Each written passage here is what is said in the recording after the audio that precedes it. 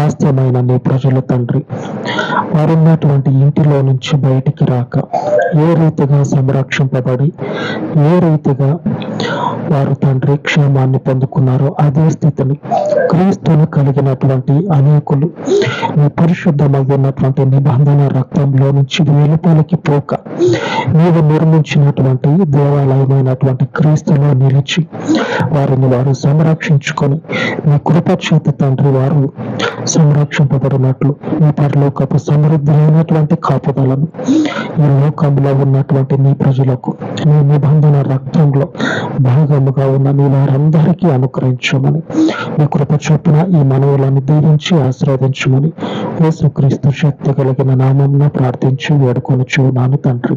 ఆమేన్, ఆమేన్. మన పరిశుద్ధుని కృప మనకు నిత్యము తోడై ఉండును గాక. ఆమేన్, ఆమేన్.